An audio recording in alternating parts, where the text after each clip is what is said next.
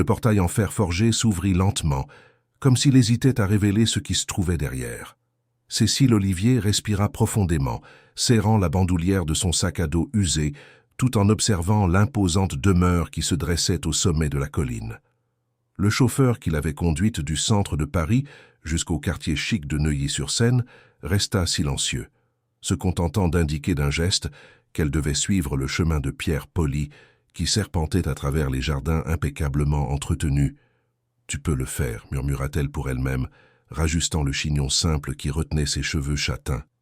Ce n'était pas la première fois qu'elle travaillait comme nounou, mais elle n'était jamais entrée dans un endroit aussi imposant que le manoir de Montaigne, connu dans toute la haute société parisienne. Le son des talons de Cécile résonnait sur le chemin tandis qu'elle observait les statues de marbre disséminées dans le jardin, toutes semblant suivre ses pas avec des regards figés dans le temps. Les fleurs exotiques exhalaient des parfums qui se mêlaient dans l'air du matin ensoleillé d'automne. Avant qu'elle ne puisse sonner, la porte principale s'ouvrit. Une femme grande, d'environ 30 ans, aux cheveux blonds parfaitement lissés et au maquillage impeccable, apparut vêtue d'une robe blanche qui semblait tout droit sortie d'un magazine de mode. « Vous devez être la nouvelle nounou. » La voix était froide, presque métallique. Ce n'était pas une question, mais une constatation. « Je suis Blanche Fournier, la fiancée de Monsieur de Montaigne. Entrez. » Cécile hocha la tête, suivant Blanche à l'intérieur du manoir. L'intérieur était encore plus impressionnant que la façade.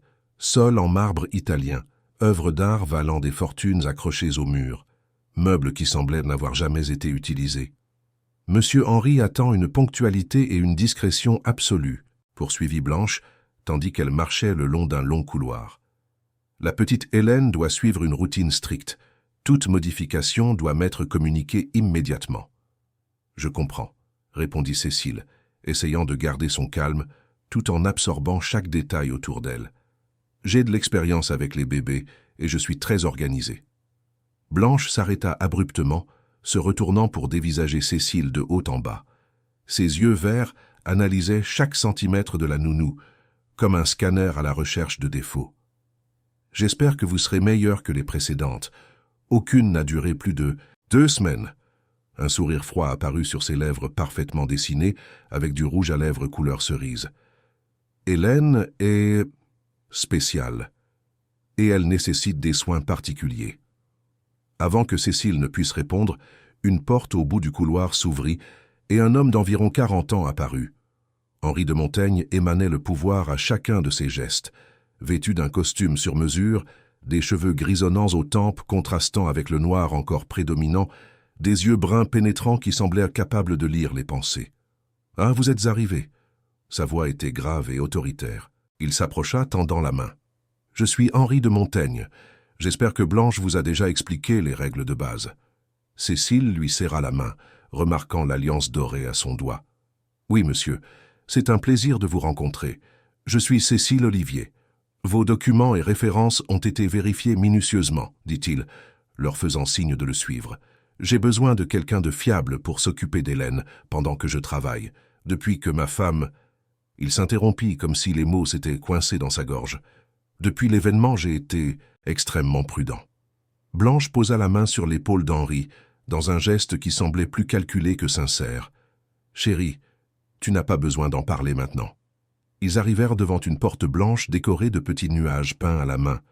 Henri l'ouvrit lentement, révélant une chambre de bébé digne d'un conte de fées. Murs au ton pastel, mobiles délicats suspendus au plafond, un fauteuil d'allaitement près de la fenêtre, offrant une vue sur les jardins. Au centre de la pièce, un berceau en bois sculpté abritait une petite silhouette. Cécile s'approcha avec précaution, sentant son cœur s'accélérer en voyant le petit visage rond et les petits poings fermés du bébé endormi. « Voici Hélène », murmura Henri, avec une douceur qu'il n'avait pas montrée jusqu'alors.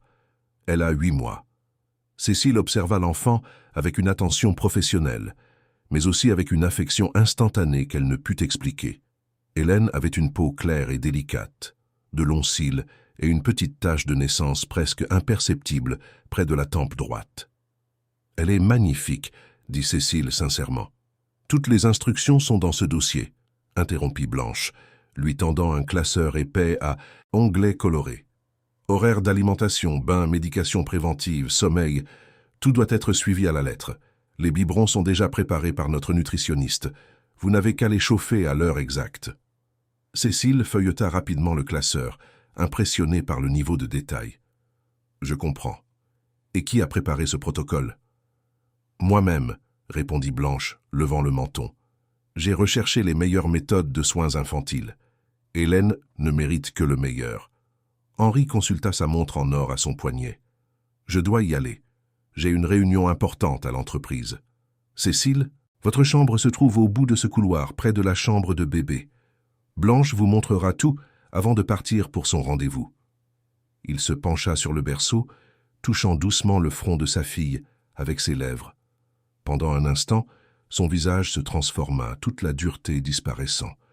Puis il se redressa, ajusta sa cravate et redevint l'homme d'affaires imposant. « Prenez bien soin d'elle », dit-il à Cécile avant de partir. Quand elles se retrouvèrent seules avec le bébé, Blanche changea subtilement. Son regard vers Hélène semblait distant, presque clinique. « Je vais vous montrer le reste de la maison. Le personnel de service sait déjà que vous êtes arrivés. N'interagissez pas trop avec eux au-delà du nécessaire, surtout avec Joris, le jardinier. Il est particulier. » Tandis qu'elle continuait à découvrir le reste de la propriété, Cécile remarqua quelque chose d'étrange dans la chambre de bébé. L'horloge murale affichait 10 minutes d'avance par rapport à la sienne. Cela semblait un détail insignifiant, mais des années de travail avec des enfants avaient aiguisé son sens de l'observation. Pendant la visite du manoir, Blanche présenta la cuisine impeccable où Madame Zélie, la gouvernante d'âge, mûre au visage sévère, préparait le déjeuner. Dans le jardin, un homme maigre à la peau bronzée par le soleil travaillait en silence parmi les rosiers.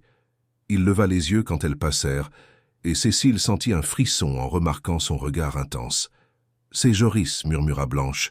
« Comme je l'ai dit, évitez les conversations inutiles. » De retour dans la chambre de bébé, Hélène s'était réveillée. Ses petits yeux bruns observèrent Cécile avec curiosité lorsqu'elle s'approcha. « Bonjour ma petite », dit Cécile doucement, sentant une connexion inexplicable avec le bébé. « Son premier biberon est là », indiqua Blanche vers un récipient isotherme sur la commode. « N'oubliez pas de vérifier la température avant. » Quand Blanche partit pour son rendez-vous, Cécile put enfin respirer plus tranquillement. Elle prit Hélène dans ses bras avec précaution, la berçant doucement tout en fredonnant une berceuse. Le bébé sourit, révélant des gencives rosées. En préparant le biberon, Cécile remarqua quelque chose d'étrange. Une légère odeur métallique émanait du liquide lorsqu'elle le chauffa. Elle fronça les sourcils, sentant à nouveau. C'était subtil, presque imperceptible, mais c'était là. Par précaution, elle testa quelques gouttes sur son propre poignet, comme elle le faisait toujours. La température semblait adéquate, mais quelque chose la dérangeait. Hélène, cependant, semblait impatiente de manger, agitant ses petits bras. Cette nuit-là, après avoir couché Hélène, Cécile sortit de sa valise un petit carnet bleu. Sur la première page, elle écrivit la date et commença à noter ses observations du jour. L'horloge en avance, le comportement contrôleur de Blanche, le regard troublant de Joris, et surtout, cette étrange odeur dans les biberons. Elle regarda par la fenêtre la lune qui brillait sur les jardins du manoir. Quelque chose n'allait pas dans cette maison, et elle était déterminée à découvrir quoi. Ce que Cécile ignorait, c'est que son arrivée avait déclenché des rouages qui étaient en mouvement bien avant qu'elle ne pose le pied sur cette propriété, et que le destin de la petite Hélène et le sien propre étaient bien plus entrelacés qu'elle ne pouvait l'imaginer. 2 semaines s'étaient écoulées depuis l'arrivée de Cécile au manoir de Montaigne. Pendant cette période, elle avait établi une routine avec Hélène, gagnant de plus en plus la confiance de la petite, qui souriait chaque fois qu'elle la voyait entrer dans la chambre de bébé. Henri restait distant, passant rarement plus de 15 minutes avec sa fille, avant de se plonger dans des appels téléphoniques et des réunions. Blanche, quant à elle, supervisait chacun des mouvements de Cécile avec un regard critique qui dissimulait à peine sa méfiance. Ce mercredi matin-là, Cécile se réveilla plus tôt que d'habitude. Quelque chose la tracassait depuis la veille au soir, quand Hélène avait eu du mal à dormir, agitée et geignarde sans raison apparente. Tandis qu'elle se préparait pour une nouvelle journée de travail, Elle entendit le son étouffé de voix provenant du couloir. Elle s'approcha silencieusement de la porte et reconnut les voix de Blanche et Joris. « Tout est sous contrôle, » murmura Blanche. « Il ne se doute de rien. » « Et la nouvelle nounou ?» La voix rauque de Joris portait une préoccupation palpable. Naïve comme les autres, elle fait juste ce qu'on lui dit. Les pas s'éloignèrent avant que Cécile ne puisse en entendre davantage. Elle respira profondément, sentant son cœur s'accélérer. Dans son carnet bleu, il y avait déjà des pages remplies d'observations inquiétantes, l'horloge toujours en avance dans la chambre de bébé, comme si quelqu'un voulait brouiller les horaires des biberons. Les regards échangés entre Blanche et Joris quand ils pensaient que personne ne les observait. Et surtout, cette odeur métallique dans les biberons qui, pour une raison quelconque, semblait plus forte, certains jours. Cécile se dirigea vers la chambre de bébé et trouva Hélène déjà réveillée, mais inhabituellement silencieuse. En la prenant dans ses bras, elle remarqua quelque chose d'alarmant, de petites taches rosées éparpillées sur le cou et les petits bras du bébé. « Qu'est-ce que c'est, ma petite ?» murmura-t-elle, examinant les taches avec soin. La température de l'enfant semblait légèrement élevée. Inquiète, Cécile consulta le thermomètre digital, 37,8 degrés Celsius. Ce n'était pas une forte fièvre, mais compte tenu des tâches, elle décida qu'elle devait en informer Henri immédiatement. Elle trouva l'homme d'affaires dans le bureau, sur le point de partir pour une nouvelle journée de travail. « Monsieur de Montaigne, excusez-moi de vous interrompre, mais Hélène a des taches sur la peau et une légère fièvre. » Henri fronça les sourcils, semblant réellement préoccupé. « Des taches? Quel genre de taches ?»« De petits points rosés, principalement sur le cou et les bras. Ils sont apparus pendant la nuit, je crois. » Il saisit immédiatement le téléphone. « Je vais appeler le docteur Moreau. C'est son pédiatre depuis sa naissance. » Cécile observa l'homme d'affaires décrire les symptômes au téléphone. De l'autre côté de la ligne, le médecin semblait poser des questions auxquelles Henri répondait avec une impatience croissante. « Il dit que c'est probablement juste une réaction allergique, » expliqua-t-il après avoir raccroché. Il a demandé s'il y avait eu un changement dans l'alimentation ou les produits d'hygiène. « Pas que je sache, monsieur. J'ai suivi rigoureusement les instructions du manuel. » Blanche entra dans le bureau vêtue d'un peignoir de soie et feignant de venir de se réveiller, bien que Cécile sût qu'elle était parfaitement éveillée depuis au moins 1 heure. « Que s'est-il passé ?» demanda-t-elle, avec une préoccupation qui n'atteignait pas ses yeux. Henri expliqua la situation tandis que Blanche lançait des regards accusateurs à Cécile. « Ce doit être une négligence, » commenta Blanche, ajustant les bracelets en or à son poignet. « Peut-être que la nounou ne stérilise pas correctement les biberons. »« Je suis le protocole à la lettre, » se défendit Cécile, gardant son calme. « D'ailleurs, j'ai remarqué quelque chose d'étrange dans les biberons ces derniers jours. »« Étrange comment ?» Henri reporta son attention sur elle. « Une odeur particulière, métallique. » Blanche rit avec dédain. « C'est le nouveau désinfectant que j'utilise, importé de Suisse. Beaucoup plus efficace que ces produits nationaux de qualité douteuse. »« Le docteur Moreau a prescrit un anti-allergique, » intervint Henri, lui tendant un papier avec l'ordonnance. « Cécile, s'il vous plaît, demandez à Zélie d'aller chercher ceci à la pharmacie immédiatement. » Quand Cécile sortit du bureau, elle entendit Blanche marmonner quelque chose à propos d'inexpérience et de peut-être devrions-nous trouver quelqu'un de plus qualifié. L'insinuation était claire, mais Cécile était déterminée à ne pas se laisser intimider. Tout au long de la journée, elle surveilla Hélène attentivement. Les tâches ne diminuèrent pas, même après la première dose du médicament. Dans l'après-midi, alors qu'elle préparait le biberon prévu pour 15 heures, Cécile remarqua que l'odeur métallique était plus forte que jamais, maintenant mélangée à un arôme d'agrumes que Blanche avait mentionné être celui du nouveau désinfectant. Quelque chose n'avait pas de sens. Pourquoi seulement certains biberons avaient-ils cette odeur plus prononcée? Pourquoi l'horloge de la chambre de bébé était-elle toujours en avance, faisant en sorte que les biberons soient administrés avant l'heure correcte? Cécile décida de faire un test. Elle fit semblant de chauffer le biberon, mais en réalité, elle en prépara un nouveau en utilisant la formule de rechange qui se trouvait dans la cuisine. Hélène but le lait avidement et, à la surprise de Cécile, ne présenta pas l'agitation habituelle qui suivait les tétés. Cette nuit-là, pendant que tout le monde dormait, Cécile examina attentivement les flacons de biberon stockés dans le réfrigérateur de la cuisine. Sous la faible lumière, elle remarqua quelque chose qui était passé inaperçu. Des micro-rayures sur certains flacons, comme si quelque chose avait été introduit à travers le caoutchouc du couvercle. Avec une seringue stérile du kit de premier secours, elle préleva un petit échantillon d'un des flacons suspects et le rangea dans un flacon de médicaments vide. Le lendemain, Hélène semblait un peu mieux. Les taches avaient diminué, bien qu'elles fussent encore visibles. Cécile continua à remplacer secrètement les biberons suspects par de nouveaux qu'elle préparait elle-même. Pendant le déjeuner, Blanche apparut inopinément dans la cuisine, alors que Cécile nourrissait Hélène. « Qu'est-ce que c'est » demanda-t-elle, désignant le biberon différent de l'habituel. Cécile garda son calme. « Hélène a régurgité un peu du dernier biberon, alors j'en ai préparé un nouveau. Je n'ai pas voulu déranger. » Blanche plissa les yeux. « Vous savez que toute modification de la routine doit m'être communiquée en premier, n'est-ce pas ?» Désolé, ce fut une décision du moment. Blanche prit le biberon original que Cécile avait laissé de côté, l'examinant. « Celui-ci est encore presque plein. Pourquoi n'avez-vous pas continué avec ?» Comme je l'ai dit, Hélène a régurgité. J'ai pensé qu'il valait mieux ne pas insister avec le même. Un silence tendu plana entre les deux femmes. Blanche remit finalement le biberon sur la table. « La prochaine fois, consultez-moi avant. Les formules sont spécialement préparées pour les besoins nutritionnels spécifiques d'Hélène. » Après le départ de Blanche, Cécile remarqua que le biberon original avait disparu. Cela confirmait ses soupçons. Il y avait quelque chose qui n'allait pas avec ce lait, et Blanche le savait.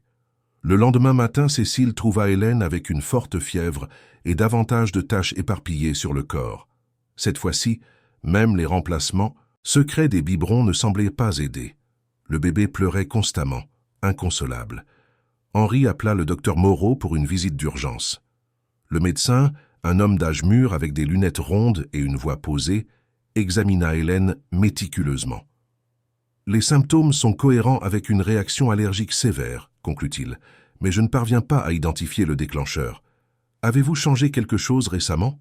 Produits de nettoyage, draps, aliments? » « Absolument rien, » répondit Blanche rapidement. « Nous suivons rigoureusement le protocole établi par vous. » Le médecin prescrivit un traitement plus intensif et recommanda des tests d'allergie si les symptômes persistaient. Quand il partit, Cécile remarqua un échange de regards entre Blanche et Joris, qui, coïncidence, travaillait près de la porte d'entrée pendant la visite médicale. Cette nuit-là, Cécile décida qu'elle avait besoin d'aide extérieure. Les soupçons s'étaient transformés en certitude. Quelqu'un faisait délibérément du mal à la petite Hélène. Mais qui la croirait? Un plan commença à se former dans son esprit.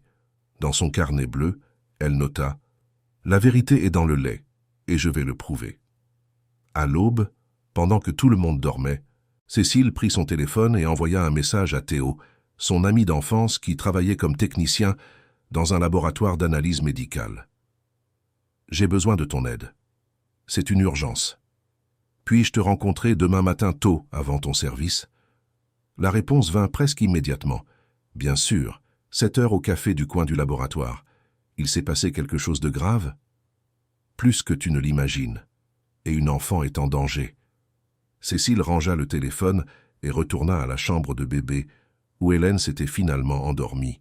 Elle caressa doucement les cheveux de la petite, sentant une détermination féroce grandir en elle. « Ne t'inquiète pas, murmura-t-elle, je vais découvrir ce qu'ils te font, et je vais te protéger, coûte que coûte. » Ce que Cécile ne remarqua pas, c'est l'ombre qui se déplaça silencieusement de l'autre côté de la porte entr'ouverte, observant chacun de ses mouvements. Quelqu'un avait écouté sa promesse, et cette personne ne la laisserait pas la tenir. Le ciel de Paris gardait encore les teintes orangées de l'aube lorsque Cécile franchit les portes du Café de la Paix, près du laboratoire où Théo travaillait.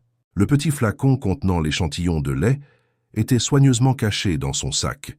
Elle avait réussi à quitter le manoir en prétextant qu'elle devait acheter des produits d'hygiène personnelle, profitant du fait qu'Henri était parti pour une réunion matinale et que Blanche dormait encore. Théo était déjà là, remuant distraitement son café tout en consultant son téléphone portable.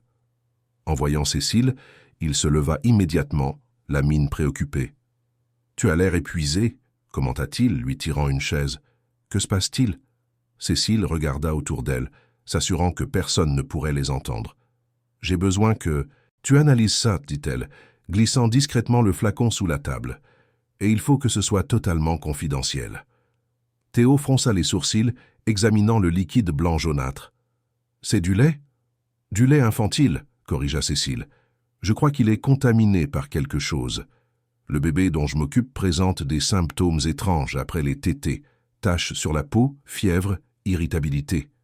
Tu penses que quelqu'un est en train d'empoisonner délibérément une enfant? Théo semblait incrédule. Je n'en suis pas sûr, mais il se passe des choses très étranges dans cette maison. L'odeur métallique, les biberons spécifiques, l'horloge en avance. Elle hésita. Et il y a plus. La fiancée du père semble observer l'enfant comme si elle surveillait la progression d'une expérience, pas comme quelqu'un qui aime un enfant. Théo rangea le flacon dans la poche de sa blouse. C'est une accusation sérieuse, Cécile. Es-tu sûre de ne pas exagérer? C'est peut-être juste une contamination accidentelle ou une réaction allergique comme le médecin l'a suggéré. C'est pourquoi j'ai besoin de cette analyse, pour en être sûre. Cécile serra la main de son amie. Tu peux faire ça aujourd'hui? Je peux essayer, mais ce sera officieusement. Je ne peux pas l'enregistrer officiellement sans une demande médicale. Il vérifia sa montre. J'ai une pause à 14 heures. Je vais essayer d'analyser à ce moment-là. Merci, Théo. Cela pourrait sauver la vie d'une enfant. En retournant au manoir, Cécile répétait mentalement une excuse pour son absence prolongée. En arrivant, elle trouva Blanche à la porte, les bras croisés et l'expression sévère. « Où étiez-vous » La voix était glaciale comme le vent d'hiver. « J'étais allé acheter quelques articles personnels », répondit Cécile, montrant le sac de la pharmacie. « Je n'avais plus de produits d'hygiène. » Pendant près de 2 heures, Blanche leva un sourcil parfaitement dessiné. Hélène s'est réveillée en pleurant, j'ai dû la calmer moi-même. Désolé, j'ai dû aller dans plusieurs pharmacies pour trouver ma marque spécifique de...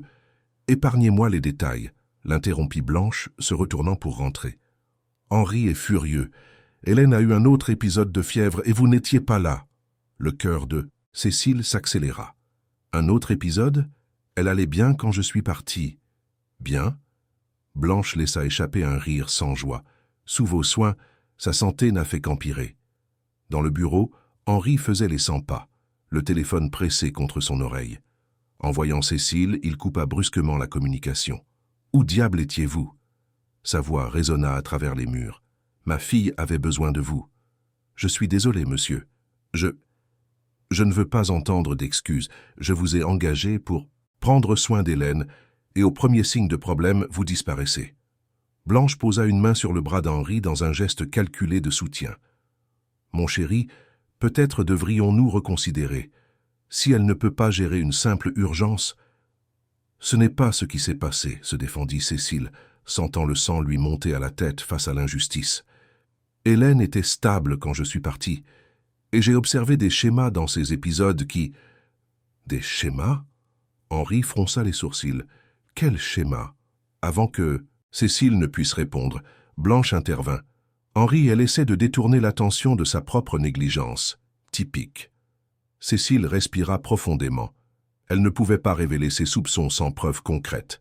« Monsieur Dubois, je peux vous garantir que je suis engagé pour le bien-être d'Hélène. Si vous me donnez quelques jours de plus... » « Des jours. » Henri passa la main dans ses cheveux, exaspéré. « La santé de ma fille ne peut pas attendre quelques jours de plus. Le docteur Moreau a suggéré de l'hospitaliser pour observation si les symptômes persistent. » Un silence, pesant emplit la pièce. Cécile remarqua un éclair de... Serait-ce de l'inquiétude? De la peur? Dans les yeux de Blanche. Hospitalisation? Blanche parut réellement alarmée. Ce ne sera pas nécessaire. L'antihistaminique le plus fort que le docteur Moreau a prescrit devrait suffire. Henri soupira profondément. Je l'espère. Je ne supporterai pas de voir Hélène souffrir à l'hôpital. Puis-je la voir maintenant? Demanda Cécile, anxieuse d'évaluer l'état du bébé. Henri hocha la tête, mais ajouta sur un ton d'avertissement « Je vous donne une chance de plus, Cécile. Ne la gâchez pas. » Dans la nurserie, Hélène dormait agitée, les taches rosées plus intenses que jamais. Madame Zilda, qui avait apparemment été appelée pour s'occuper du bébé pendant l'absence de Cécile, rangeait silencieusement quelques vêtements. « Comment va-t-elle » murmura Cécile. La gouvernante haussa les épaules. « La fièvre est tombée avec le médicament. Mais quelque chose ne va pas avec cet enfant. Cécile s'approcha. « Qu'est-ce que vous voulez dire ?» Zilda jeta un coup d'œil vers la porte, s'assurant qu'elles étaient seules. « Je travaille pour des familles riches depuis plus de 30 sans être... Je sais reconnaître quand quelque chose ne va pas. » Elle hésita. La petite empire, toujours après les biberons, surtout ceux que Madame Blanche supervise personnellement. Un frisson parcourut l'échine de Cécile. « Vous aussi, vous avez remarqué. »« J'ai remarqué beaucoup de choses, » murmura Zilda, fermant le tiroir, y compris les conversations entre elle et ce jardinier quand il pense que personne n'écoute. « Que disent-ils » Zilda secoua la tête. « Je n'entends pas les mots exacts, mais le ton, c'est celui de la conspiration. » La gouvernante regarda Hélène avec une réelle inquiétude. Cet enfant est le portrait de sa mère, aussi belle que l'était Madame Marianne. « Vous avez connu la mère d'Hélène » Un sourire triste traversa le visage de Zilda. « J'ai travaillé pour elle depuis qu'elle a épousé Monsieur Henri, une femme douce. Sa perte fut dévastatrice pour nous tous. » Elle fit le signe de croix. « Surtout pour Monsieur Henri, il ne s'en est jamais complètement remis. »« Comment est-elle » Cécile hésita, ne sachant pas comment formuler la question. « Un accident, » répondit Zilda brièvement. « Je n'étais pas ici quand c'est arrivé, j'étais en Bretagne, en visite chez ma famille. » Ses yeux s'assombrirent. Quand je suis revenu, elle était déjà partie, et moins de 6 mois plus tard, Madame Blanche était déjà installée au manoir. Le téléphone de Cécile vibra dans sa poche. Un message de Théo. « J'ai pu analyser plus tôt. Résultat préoccupant. On peut en parler ?»« Je dois prendre cet appel, » dit Cécile rapidement. « Pouvez-vous rester avec Hélène quelques minutes de plus ?» Zilda hocha la tête. « Allez-y, je m'occupe d'elle. » Cécile sortit dans le jardin, cherchant un endroit privé pour appeler Théo. Elle trouva un banc de pierre partiellement caché par une pergola couverte de plantes grimpantes fleuries. Vérifiant que personne ne l'observait, elle passa l'appel. « Théo, qu'avez-vous trouvé ?» La voix de son ami sonnait tendue. « Cécile, c'est sérieux. L'échantillon contient des traces d'un composé toxique. À petite dose, cela provoquerait exactement les symptômes que vous avez décrits. Éruption cutanée, fièvre, malaise. » Le cœur de Cécile semblait s'être arrêté. « Vous êtes sûr ?»« Absolument. C'est un agent présent dans certains produits ménagers. Le genre de choses qui ne soulèverait pas de soupçons si on le trouvait dans une maison normale. Mais la concentration et le schéma, ce n'est pas une contamination accidentelle. Quelqu'un administre cela délibérément, en microdose. »« Mon Dieu !» murmura Cécile, la main tremblant tellement qu'elle faillit laisser tomber le téléphone. « Il y a plus. » continua Théo. « J'ai aussi examiné le flacon. Le bouchon et le récipient proviennent de l'eau différents. Quelqu'un a remplacé le bouchon original, probablement pour injecter la substance. J'ai besoin d'un rapport, Théo. Quelque chose qui prouve. Cela, je l'ai déjà préparé, je l'envoie à votre email. Mais Cécile, faites attention. Celui qui fait cela est méticuleux et patient. Et s'il découvre que vous savez, je ne peux pas y penser maintenant. Un enfant est en danger. » Dès qu'elle raccrocha, Cécile sentit une présence derrière elle. Elle se retourna brusquement et trouva Joris, le jardinier, tenant un sécateur. « Conversation importante ?» demanda-t-il avec un sourire qui n'atteignait pas ses yeux. « Juste des affaires personnelles, » répondit Cécile, essayant de contrôler le tremblement dans sa voix. Joris fit un pas, en avant. « Vous savez, dans cette maison, les murs ont des oreilles, et les jardins aussi. » Il fit tourner le sécateur entre ses doigts. Certaines personnes devraient apprendre à ne pas se mêler de ce qui ne les regarde pas. Avant que Cécile ne puisse répondre, son portable vibra à nouveau. Un email de Théo avec le rapport promis. Joris regarda l'appareil, puis le visage de Cécile. « J'espère que ce n'est rien. »« De compromettant, » commenta-t-il, désignant le portable avec le sécateur. « Ce serait dommage si quelque chose arrivait à quelqu'un d'aussi dévoué à la petite Hélène. » La menace était claire comme du cristal. Cécile déglutit, rangeant son téléphone. « Juste une amie qui me demande comment je vais. » Elle se leva. « Je dois y retourner. Hélène a besoin de moi. » Alors qu'elle s'éloignait, elle sentait le regard de Joris lui brûler le dos. Il avait entendu. Combien elle ne le savait pas, mais suffisamment pour représenter un danger. De retour à la nurserie, elle trouva Hélène éveillée, la regardant avec ses grands yeux confiants. Zilda était partie. Seule avec le bébé, Cécile laissa les larmes venir. « Je vais te protéger, promit-elle, caressant le petit visage chaud de l'enfant. « Je ne laisserai plus personne te faire de mal. » À ce moment-là, une idée commença à prendre forme. Cécile avait besoin de preuves plus solides, quelque chose qui ne pouvait être ignoré ou expliqué. Et il y avait une source potentielle de preuves qu'elle n'avait pas encore explorée. Les caméras de surveillance du manoir. Pendant le dîner, quand Henri commenta nonchalamment son voyage d'affaires du lendemain, Cécile réalisa qu'elle aurait une opportunité. Avec Henri absent et Blanche occupée par ses engagements sociaux, elle pourrait enquêter sur le système de surveillance qu'elle avait discrètement remarqué installé dans le bureau principal. Plus tard cette nuit-là, alors qu'elle notait les événements de la journée dans son carnet bleu, Cécile entendit un son doux à la porte de sa chambre. Une enveloppe blanche avait été glissée sous la porte. À l'intérieur, un morceau de papier avec une seule phrase tapée « Vous n'auriez pas dû toucher au biberon ». Le sang se glaça dans ses veines. Il savait. Et maintenant, la course contre la montre avait commencé. Quiconque empoisonnait Hélène allait certainement accélérer ses plans, maintenant qu'il se sentait menacé. Cécile devait agir vite. La vie d'Hélène et la sienne en dépendaient. Le lendemain matin arriva avec une tension palpable planant sur le manoir du Bois. Henri était parti pour Paris avant l'aube, laissant des instructions strictes concernant les soins d'Hélène. Blanche, étonnamment, annula ses engagements pour superviser personnellement la nounou. Des mots qui résonnèrent comme une menace voilée aux oreilles de Cécile. Les premiers rayons de soleil s'infiltraient encore à travers les rideaux lorsque Cécile entra dans la nurserie. Hélène dormait, son petit visage moins taché que les jours précédents, résultat des biberons que Cécile avait secrètement remplacés. La petite Victoire, cependant, fut éclipsée par la découverte de la nuit précédente. Quelqu'un savait ce qu'elle faisait. Quelqu'un l'observait. Levez tôt aujourd'hui. La voix de Blanche surgit derrière elle, la faisant sursauter. La fiancée d'Henri était impeccablement vêtue et maquillée, comme si elle était sur le point de participer à une séance photo, et non à une journée normale à la maison. « Je voulais vérifier comment Hélène avait passé la nuit », répondit Cécile, gardant sa voix calme malgré son cœur battant la chamade. Blanche s'approcha du berceau, examinant l'enfant d'un regard clinique. « Les taches ont diminué. Oui, le nouveau médicament semble fonctionner. » « Médicament ?»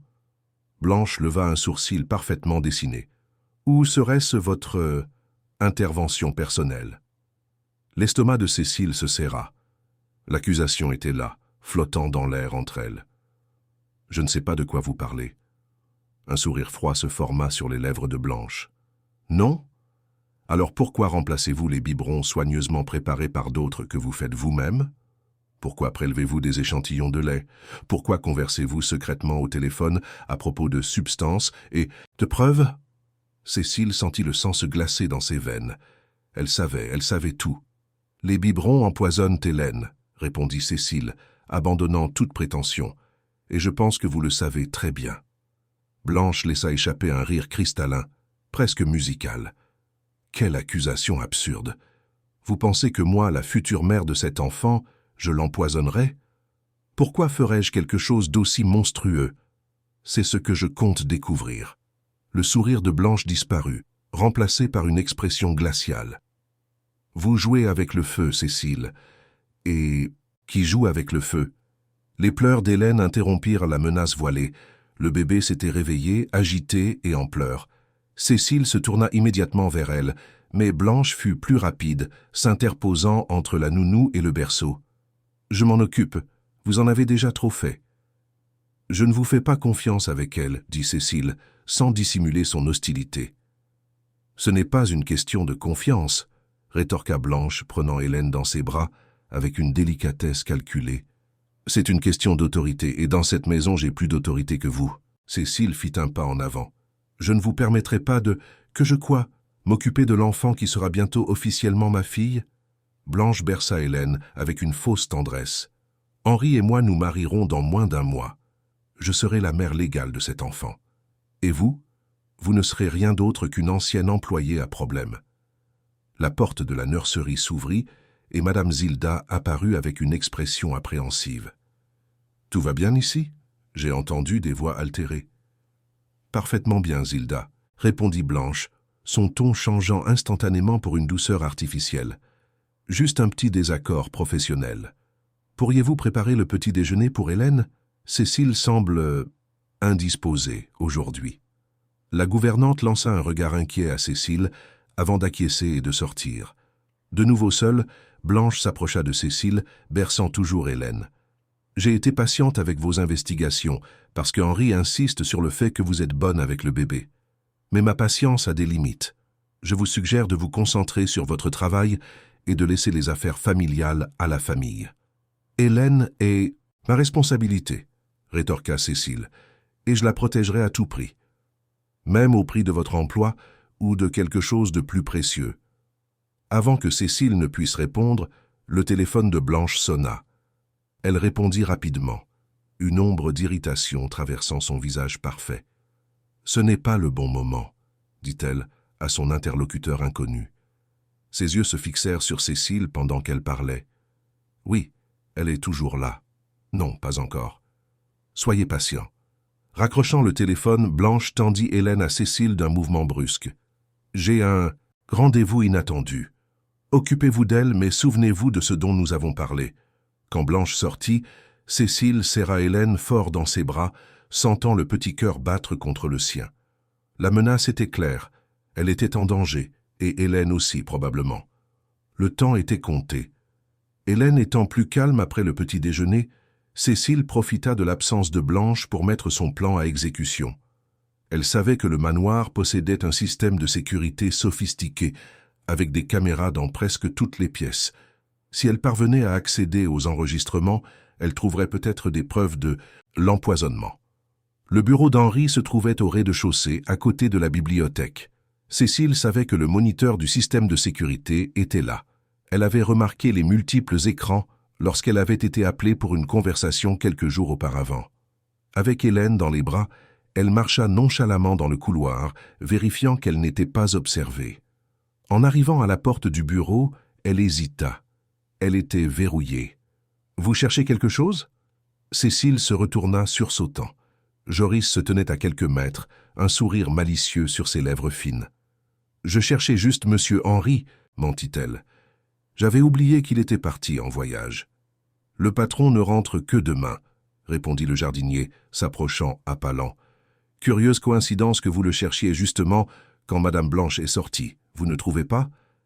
Cécile recula, serrant Hélène contre sa poitrine. « Je ne sais pas de quoi vous parlez. Je voulais juste poser une question sur le nouveau médicament d'Hélène. » Joris inclina la tête, l'étudiant. « Vous savez, j'ai toujours pensé que vous étiez différente des autres nounous, plus intrusive. » Il s'approcha davantage, l'odeur de terre et de quelque chose de chimique émanant de lui. Les personnes intrusives ont tendance à trouver des choses qu'elles ne devraient pas. « Je fais juste mon travail, » rétorqua Cécile, luttant pour garder sa voix ferme. « Je m'occupe d'Hélène. »« Ah oui? Et cela inclut de fouiller dans les biberons, de faire des appels suspects, d'essayer d'entrer dans le bureau du patron ?» La peur fit place à la colère. « Et votre travail inclut d'empoisonner un enfant innocent ?» L'expression de Joris se durcit. « Attention à ce que vous dites, mademoiselle. Des accusations comme celle-là peuvent être dangereuses. » Il regarda Hélène avec une froideur qui fit frissonner Cécile, pour toutes les personnes impliquées. À ce moment-là, le téléphone de Cécile sonna. C'était Théo. « Je dois répondre, » dit-elle, faisant un pas de côté. Joris la regarda s'éloigner, mais ne fit aucune mention de l'arrêter. Le sourire sinistre, cependant, ne quitta pas son visage. « Théo, je ne peux pas parler maintenant, » murmura Cécile en décrochant. « C'est urgent, » insista-t-il, la voix tendue. « Quelqu'un a forcé ma voiture hier soir. Ils ont tout fouillé. Et il y avait un mot sur le pare-brise. Mêlez-vous de vos affaires. » Le cœur de Cécile manqua un battement. « Mon Dieu, vous allez bien ?»« Oui, mais j'ai peur. Qu'est-ce que vous enquêtez, Cécile? Dans quel genre de problème vous êtes-vous fourrée? Je ne peux pas expliquer maintenant, mais j'ai besoin que vous gardiez une copie de ce rapport en lieu sûr. C'est déjà fait. Mais je suis inquiet pour vous. Quoi qu'il se passe, ça semble dangereux. »« C'est plus dangereux que je ne l'imaginais, » admit-elle, regardant Hélène qui jouait distraitement avec un bouton de sa blouse. « Mais je ne peux pas reculer maintenant. » Après avoir raccroché, Cécile retourna dans la chambre d'Hélène, son esprit travaillant frénétiquement. Si elle ne pouvait pas accéder aux caméras, elle avait besoin d'un autre type de preuve. Peut-être pourrait-elle installer sa propre caméra, enregistrer Blanche ou Joris en flagrant délit? Ses pensées furent interrompues par des cris venant du rez-de-chaussée. Posant Hélène délicatement dans le berceau, Cécile courut voir ce qui se passait. Dans le salon principal, Blanche gesticulait frénétiquement, de fausses larmes coulant sur son visage parfait. 2 policiers en uniforme écoutaient attentivement, tandis que Madame Zilda observait la scène avec un malaise visible. « Que se passe-t-il » demanda Cécile, descendant les escaliers. Tous les regards se tournèrent vers elle.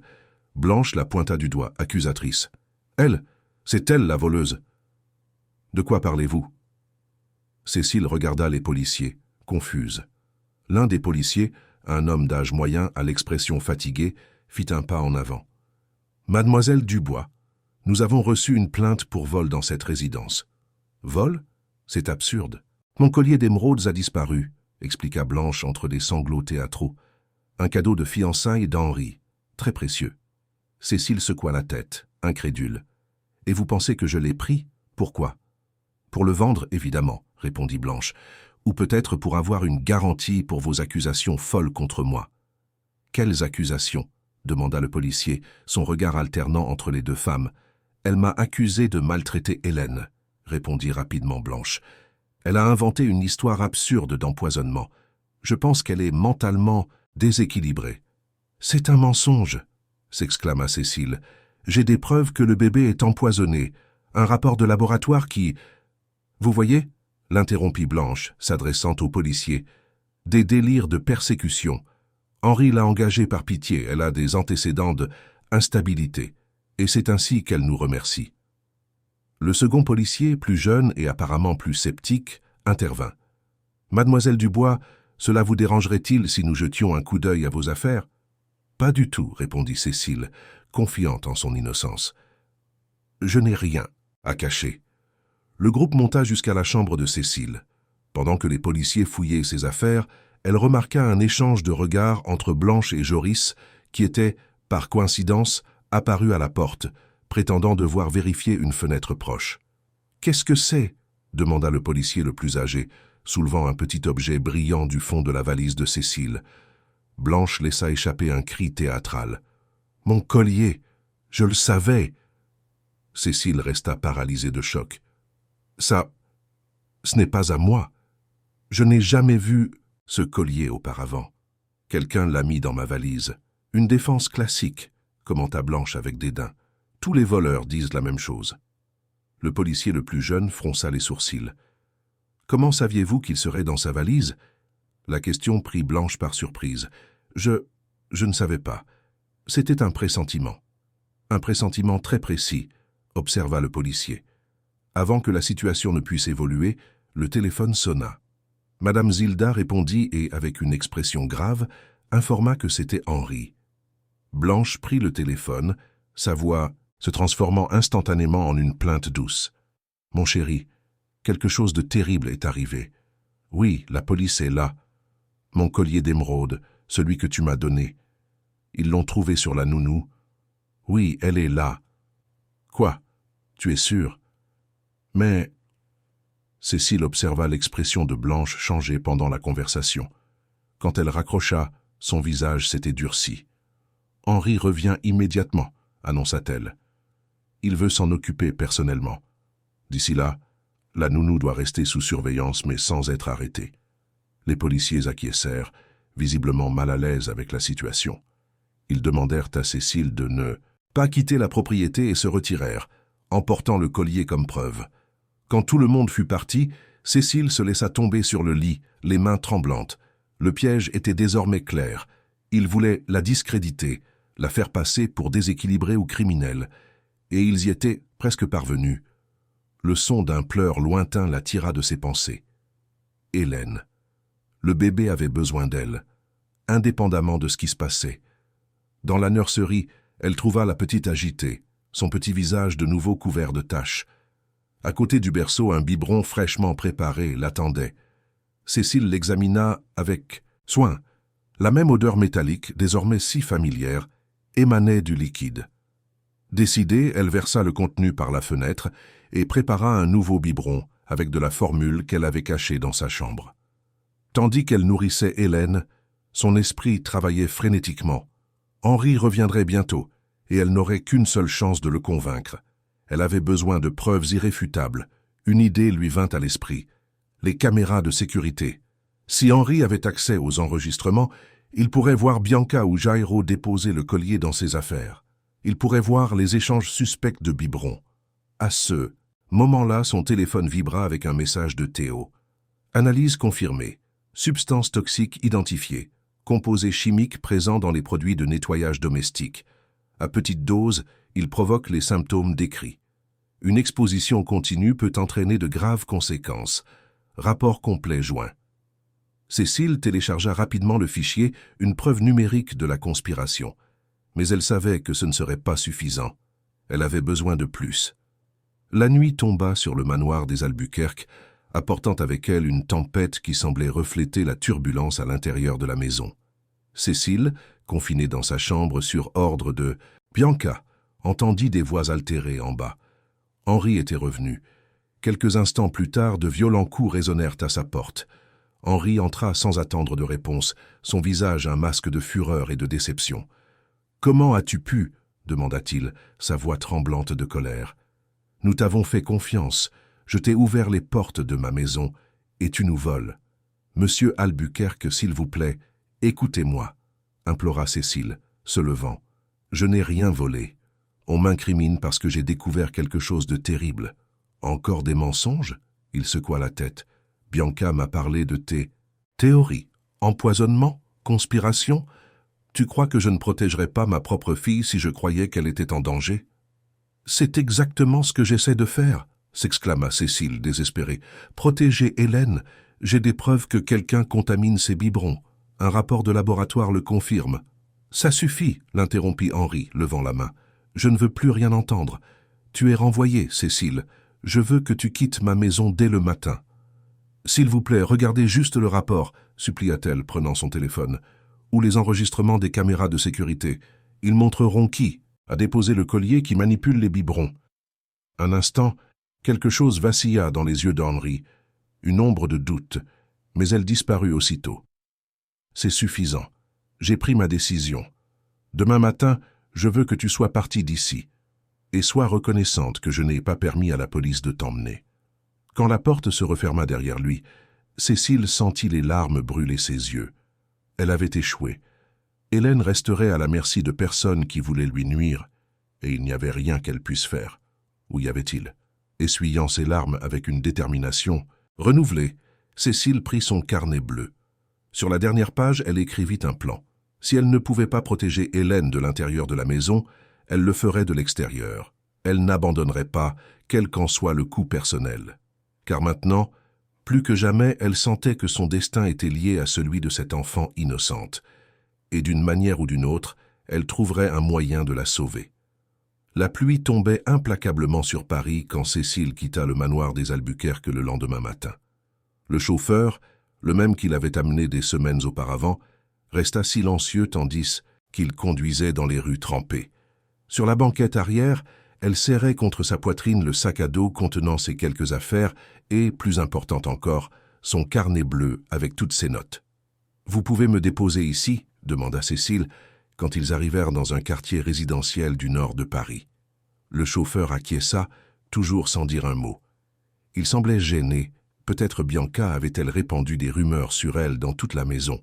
Peu importait maintenant. Cécile marcha sous la pluie jusqu'à un petit immeuble de 3 étages. L'appartement de Théo se trouvait au 2e étage. Elle sonna à la porte, tremblante de froid et d'anxiété. « Mon Dieu, tu es trempé !» s'exclama Théo en ouvrant la porte. « Entre vite !» L'appartement était petit, mais accueillant.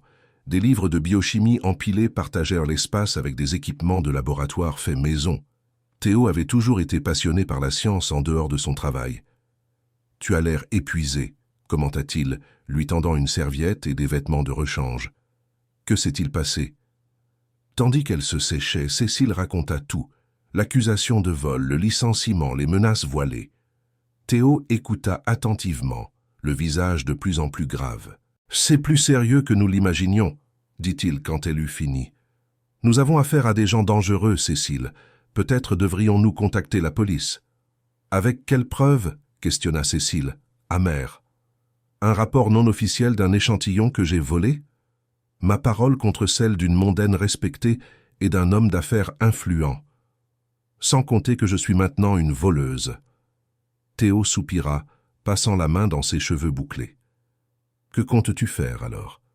Cécile ouvrit son carnet bleu, révélant des pages et des pages de notes méticuleuses. « J'ai un plan, mais j'aurai besoin de ton aide. » Dans les heures qui suivirent, ils travaillèrent ensemble, organisant toutes les preuves que Cécile avait recueillies. Théo utilisa ses connaissances techniques pour élaborer un rapport détaillé sur la substance trouvée dans les biberons. Cécile transféra toutes ses notes sur l'ordinateur, créant des copies numériques. « Nous avons besoin de sauvegarde, » expliqua-t-elle, sauvegardant les fichiers sur 3 clés USB différentes. « Si quelque chose arrive à l'une, nous aurons les autres. »« Tu penses vraiment qu'il tenterait à quelque chose contre toi ?» demanda Théo, inquiet. Cécile pensa au regard de Jairo, aux menaces voilées de Bianca, aux billets anonymes.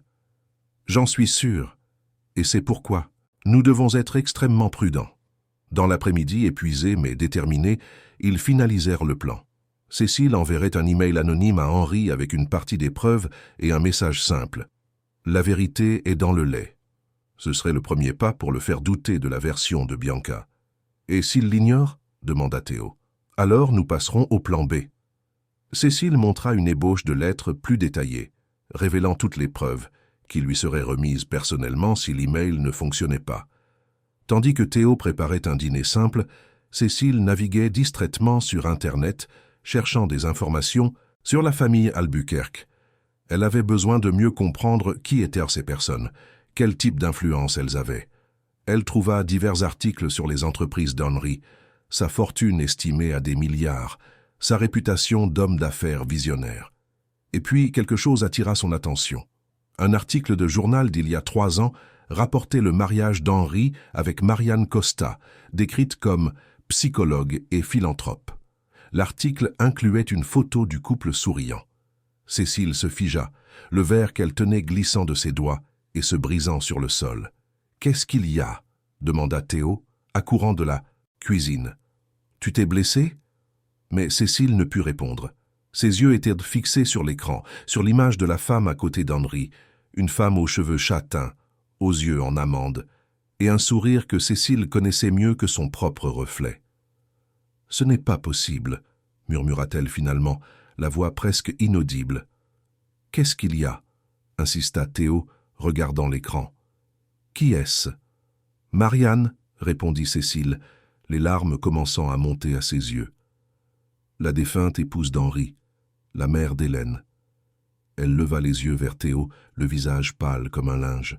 « Théo, c'est Gabrielle, ma sœur. » Le choc sur le visage de Théo reflétait le tourbillon d'émotions qui traversait Cécile. « Ta sœur?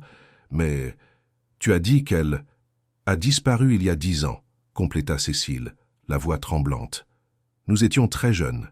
Elle est partie étudier dans un autre État et nous avons perdu le contact. Après des mois sans nouvelles, nous avons appris qu'elle avait eu un accident sur une route de montagne dans le Massif central. » Cécile déglutit, les souvenirs douloureux revenant. Le corps n'a jamais été retrouvé, mais les autorités ont présumé que... Elle ne put finir. Théo s'assit à ses côtés, essayant de digérer la révélation. « Tu es en train de dire que ta sœur, que tu pensais décédée, était en fait vivante? Qu'elle a changé d'identité et épousé Henri Albuquerque? » « Ça semble fou, je sais, » répondit Cécile, essuyant ses larmes. « Mais c'est elle, Théo, je reconnaîtrai Gabrielle n'importe où. » Elle agrandit la photo, montrant un détail sur le cou de Marianne, un collier avec un pendentif en forme de demi-lune. Ce collier. Nous avions des colliers assortis, elle la demi-lune, moi le soleil. Nous étions inséparables dans notre enfance. Cécile tira une chaîne cachée sous son chemisier, révélant un pendentif en forme de soleil. Je n'ai jamais enlevé le mien. Théo observa les images, les similitudes entre les deux femmes devenant plus évidentes à mesure qu'il regardait. Mais pourquoi aurait-elle fait ça? Pourquoi disparaître et créer une nouvelle identité? Je ne sais pas, répondit Cécile, son esprit travaillant frénétiquement. Peut-être était-elle en danger, ou peut-être... Elle s'arrêta, une réalisation soudaine la frappant. Peut-être n'était-ce pas son choix. Dans les minutes qui suivirent, Cécile chercha fébrilement plus d'informations sur Marianne Costa. Elle découvrit qu'elle était apparue sur la scène sociale parisienne il y a seulement 4 ans, sans antécédents facilement repérables. Elle avait rencontré Henri lors d'un événement caritatif. Ils s'étaient mariés rapidement, et 1 an plus tard, Hélène était née. Et comment a-t-elle... Théo hésita, choisissant ses mots. Un accident de voiture, selon ce que j'ai trouvé, répondit Cécile, lisant rapidement une nécrologie en ligne. Il y a 8 mois, ce qui signifie qu'Hélène est ta nièce, compléta Théo, tout aussi choqué. La révélation tomba sur Cécile comme un éclair, réorganisant toutes les pièces du puzzle. Le lien inexplicable qu'elle avait ressenti avec Hélène dès le premier instant. Le déjà vu en entrant dans le manoir, même la tache de naissance du bébé, identique à celle que Gabriel avait sur la tempe. C'est pour ça que Bianca veut se débarrasser d'Hélène, murmura Cécile, les rouages s'emboîtant. Elle n'élimine pas seulement une héritière, elle élimine le dernier lien entre Henri et ma sœur. Mais tu es aussi un lien maintenant, observa Théo, la préoccupation dans sa voix. S'il découvre ta véritable identité, Cécile se leva brusquement. Je dois retourner au manoir maintenant. Quoi, c'est de la folie. Tu as été renvoyé, il y a probablement des ordres pour ne pas te laisser entrer. Je m'en fiche. Hélène est ma nièce, Théo, mon sang, et elle est en danger. Attends au moins demain, implora-t-il. Il fait presque nuit, la pluie empire. Réfléchissons à un plan sûr. Mais Cécile était irréductible. Il n'y a pas de temps. Si Bianca réalise que je suis parti sans me battre, elle va accélérer le plan. Je dois revenir aujourd'hui. Après d'autres arguments, Théo céda finalement, mais à une condition. Il irait avec elle. Pendant qu'il se préparait, Cécile prit une décision. Elle prit l'une des clés USB contenant toutes les preuves et la cacha à l'intérieur d'un petit ourson en tricot qu'elle avait rapporté de la nurserie, un cadeau qu'elle avait fait pour Hélène pendant son temps libre. « Si quelque chose m'arrive, dit-elle à Théo, lui remettant les autres clés USB et une lettre scellée, remets ceci à Henri, seulement à lui. » Le chemin du retour vers le manoir des Albuquerque sembla interminable. Théo conduisait avec prudence sur les rues glissantes, tandis que Cécile repassait mentalement tout ce qu'elle savait. Comment affronterait-elle Bianca? Comment convaincrait-elle Henri de la vérité? Et plus important encore, comment protégerait-elle Hélène? « Je te déposerai au portail arrière, » dit Théo quand ils s'approchèrent. « Es-tu sûr de pouvoir entrer ?» Cécile acquiesça. Zélia laisse la porte de la zone de service déverrouillée tard pour les employés qui partent après le dîner, et je sais comment désactiver l'alarme de cette entrée. J'attendrai à la station-service à 2 pâtés de maison d'ici, informa Théo. Si je n'ai pas de tes nouvelles dans l'heure, j'appellerai la police. Quand la voiture s'arrêta à une distance sûre de l'arrière de la propriété, Cécile prit une profonde inspiration. « Merci Théo, pour tout. » Il lui serra la main. « Fais attention, et souviens-toi, 1 heure. Pas 1 minute de plus. » La pluie avait diminué pour une fine bruine quand Cécile se faufila par les jardins arrière du manoir. Les lumières de la maison principale étaient allumées, mais la zone des employés était sombre et silencieuse. Comme prévu, la porte de service était juste entr'ouverte. Cécile entra silencieusement, sa connaissance de la maison lui permettant d'éviter les points surveillés par les caméras. Sa première destination était la nurserie. Elle devait vérifier comment allait Hélène, remplacer tout biberon empoisonné et laisser l'ourson avec la clé USB cachée, une garantie pour l'avenir. Le couloir du 2e étage était silencieux quand elle arriva, se déplaçant comme une ombre. La porte de la nurserie était entr'ouverte, une lumière douce en provenant. Cécile s'approcha prudemment et jeta un œil. Ce qu'elle vit la glaça le sang.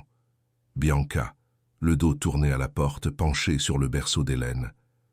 Dans sa main, une petite seringue qu'elle approchait d'un biberon. Sans réfléchir, Cécile poussa la porte. « Éloignez-vous d'elle. » Bianca se retourna brusquement, cachant la seringue derrière son dos. Son visage, normalement impassible, montrait une surprise sincère.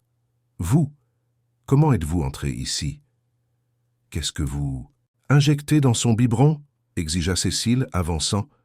Bianca recula, son choc initial se transformant en un sourire froid. Alors vous êtes revenu.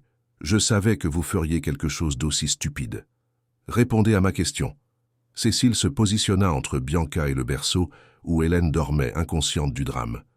Je n'ai pas de compte à rendre à une employée licenciée, rétorqua Bianca, retrouvant son sang-froid habituel.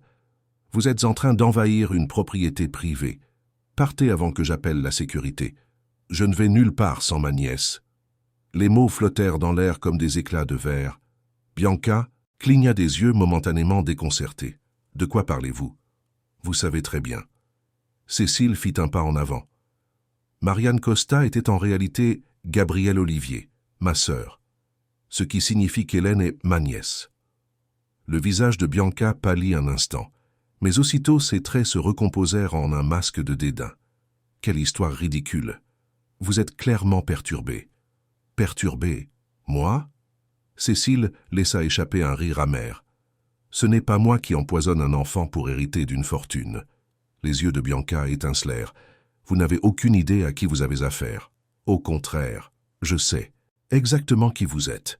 Une meurtrière qui a éliminé ma sœur et qui veut maintenant faire la même chose avec sa fille. L'accusation plana dans l'air chargé de tension. Pour la première fois, Cécile vit quelque chose de véritable dans les yeux de Bianca, de la panique. Vous n'avez aucune preuve de tout cela. J'ai plus que vous n'imaginez. Cécile sortit son téléphone de sa poche, y compris le rapport qui confirme le poison dans les biberons. Et quelque chose d'encore mieux, des copies des enregistrements de sécurité qui vous montrent, vous et Jairo, manipulant le lait. C'était un bluff. Cécile n'avait pas accès aux enregistrements, mais l'effet fut immédiat. Bianca regarda instinctivement la petite caméra dans le coin de la nurserie, une qu'elle pensait clairement désactivée. Impossible, vous ne pourriez pas avoir accès à ça. J'ai des amis au service de sécurité, mentit Cécile avec confiance. Les enregistrements des 30 derniers jours sont tous ici. Elle agita son téléphone. Et j'en ai déjà envoyé des copies à plusieurs destinataires, comme garantie. À ce moment-là, Hélène commença à gémir, se réveillant de son sommeil. Cécile garda les yeux sur Bianca, tandis qu'elle s'approchait du berceau, prenant la petite dans ses bras. « Tout va bien, mon amour », murmura-t-elle, berçant l'enfant. « Tante Cécile est là maintenant. » Bianca observa la scène, ses yeux calculant les possibilités. Soudain, son téléphone vibra.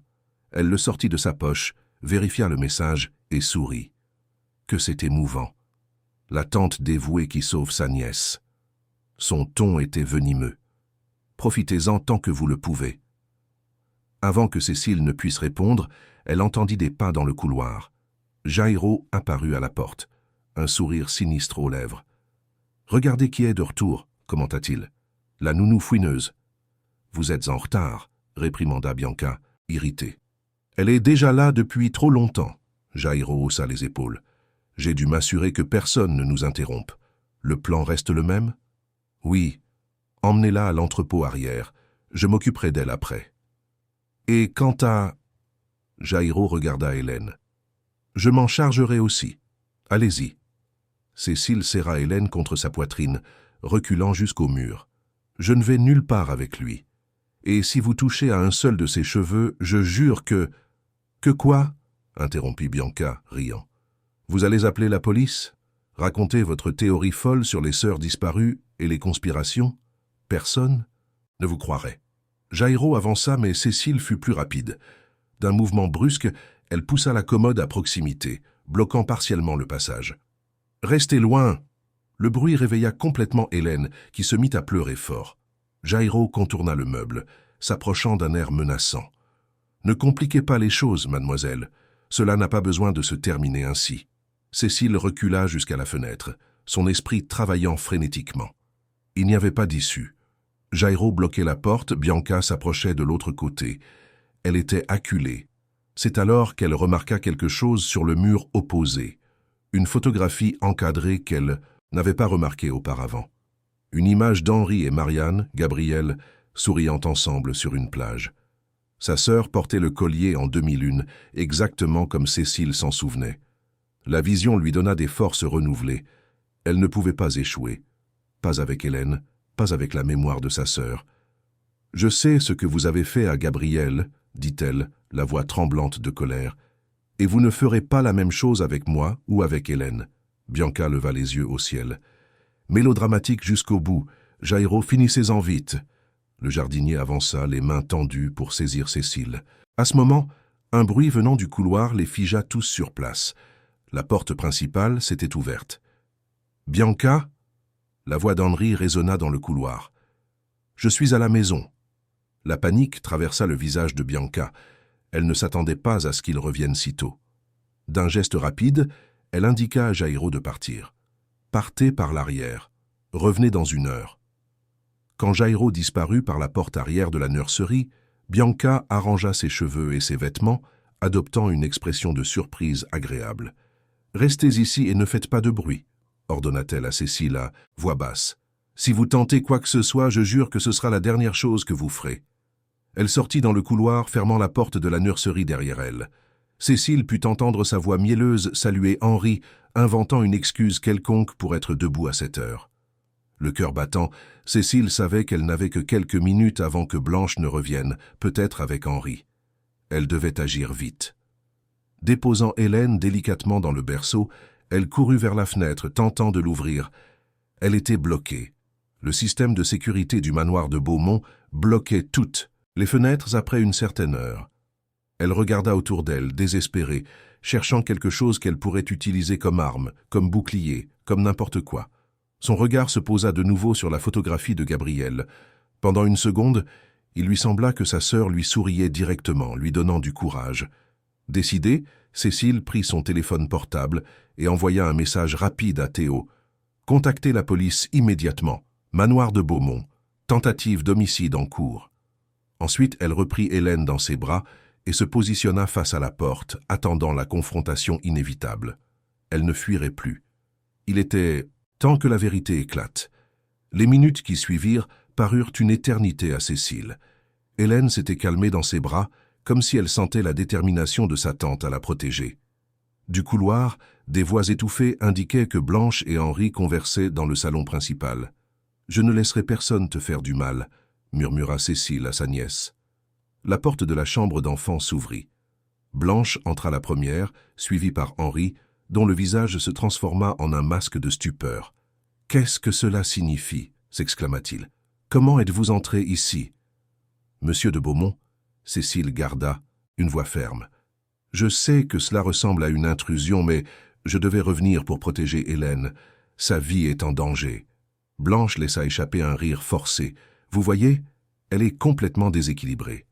Remettez ma fille dans son berceau, immédiatement. » « Seulement après m'avoir écouté, » insista Cécile. « J'ai des preuves que Blanche est en train d'empoisonner Hélène. »« C'est absurde, » s'exclama Blanche. « Henri, appelez la sécurité. » Henri hésita, son regard alternant entre les deux femmes. « Quelle preuve ?»« J'ai remarqué une odeur étrange dans les biberons d'Hélène depuis mon arrivée.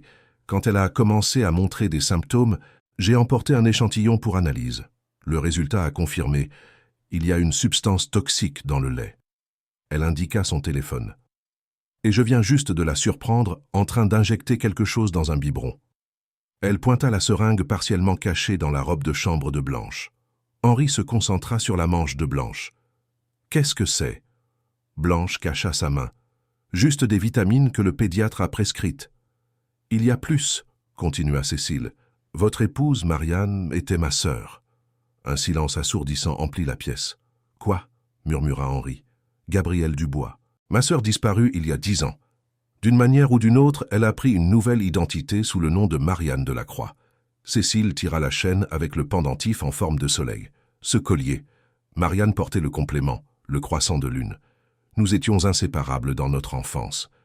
Les yeux d'Henri s'écarquillèrent. « La photo au mur, » indiqua Cécile. « Elle porte le collier là. » Blanche changea de tactique. « Même si c'était vrai, cela ne prouve rien de vos accusations. » « Expliquez ceci, » défia Cécile, montrant le rapport de laboratoire. « Un agent toxique dans les biberons, le même, trouvé dans ce produit. » Elle pointa un flacon dans l'armoire. Henri prit le flacon, ses mains tremblantes. « Pourquoi cela serait-il ici ?»« Henri, c'est ridicule, » tenta Blanche. « Elle est en train de tout manigancer. » Blanche, se voyant acculée, joua sa dernière carte. « Même si vous la croyez, Hélène est légalement ma fille. » Quoi? Henri se tourna brusquement. Après l'hospitalisation de Marianne, je me suis occupé des formalités. L'acte de naissance d'Hélène me désigne comme la mère biologique, suite à une erreur administrative. Vous avez falsifié des documents officiels? La sonnette résonna dans le manoir. Un sourire se forma sur les lèvres de Blanche. Ce doit être Jules. Il est peut-être temps de mettre fin à cette discussion, définitivement. Madame Zilda apparut à la porte. Monsieur Henri, c'est la police, et un jeune homme nommé Théo. Blanche paniqua. Ne les laissez pas entrer. Trop tard, répondit Zilda. Je les ai déjà conduits au salon. Descendons, dit Henri. Il est temps de régler ça. Non, s'exclama Blanche, poussant Henri et courant de nouveau vers la chambre d'enfant. Cécile la suivit et la trouva penchée sur le berceau avec la seringue. Éloignez-vous d'elle, cria Cécile. Restez où? Vous êtes, ordonna Blanche, pointant la seringue vers le bébé. Un pas de plus et ce sera son dernier. Blanche, pour l'amour de Dieu, implora Henri. Sans Hélène, tout serait parfait. Je serais votre seule famille, votre seule héritière. Elle laissa échapper un rire amer. Cet enfant a toujours été un rappel d'elle. Posez cette seringue par terre, demanda Henri. Les policiers approchaient. C'est fini, Blanche, dit Cécile doucement. Blanche abaissa la seringue vers Hélène. Cécile se jeta en avant, saisissant son poignet. Les deux tombèrent au sol pendant qu'Henri prenait Hélène. « Lâchez vos armes !» ordonna le commissaire, faisant irruption dans la chambre d'enfant. Blanche se leva acculée. « Vous ne comprenez pas. J'ai tout fait pour nous, Henri. »« Lâchez la seringue !» ordonna le commissaire. Blanche tenta de s'injecter le contenu, mais fut désarmée à temps et arrêtée. Théo serra Cécile dans ses bras. « Tu vas bien ?» Tous se tournèrent vers Hélène, étrangement silencieuse dans les bras de son père. « Elle a dû prendre le biberon empoisonné, » murmura Cécile. « Théo, l'antidote ?» Il prépara une dose que Cécile administra. Quelques secondes plus tard, Hélène ouvrit les yeux. Cécile serra sa nièce dans ses bras, pleurant de soulagement. « Elle va s'en sortir, » garantit Théo. Les enquêtes confirmèrent tout, les flacons de poison, les documents falsifiés et le coffre-fort avec l'acte de naissance falsifié. Jules avoua, après avoir été capturé. Dans le salon du manoir, illuminé par la lumière du matin, Cécile s'assit avec Henri qui tenait Hélène. « Je n'arrive toujours pas à y croire, dit-il. Gabrielle, votre sœur, vous avez le même regard qu'elle. » J'ai trouvé plus d'informations, révéla Théo quelques jours plus tard. Gabrielle a souffert d'amnésie après un accident, mais elle commençait à retrouver la mémoire. Il remit une lettre non envoyée. « Chère Cécile, » disait la lettre. « Je rêve d'une petite fille portant un collier avec le soleil. Ma sœur, toi. J'ai construit une vie sous le nom de Marianne, mais quelque chose me manque. Quand Hélène est née, j'ai juré de tout lui raconter sur sa tante Cécile. J'espère que nous pourrons nous retrouver. Avec amour, Gabrielle. » Elle se souvenait, murmura Cécile émue. 6 mois plus tard, au parc des Buttes-Chaumont, les 4 formaient une famille sous le ciel bleu. La Fondation Gabrielle Dubois aidait désormais les enfants en situation de risque.